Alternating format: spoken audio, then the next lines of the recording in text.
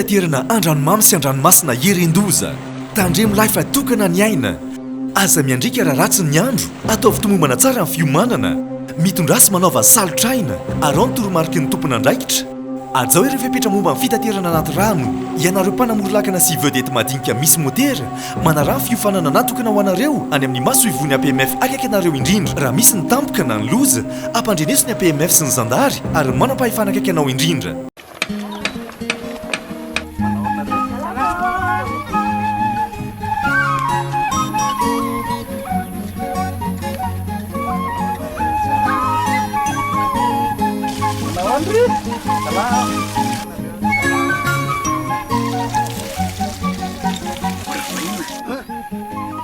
Lasa mamiritra be ny tanàna zay ty mandoetra mana tena fampandrosona nefa tsy manefa na ariary azo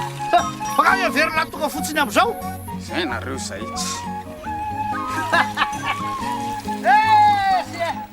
raha tianao androso ny tanàna aloavy ny etranao.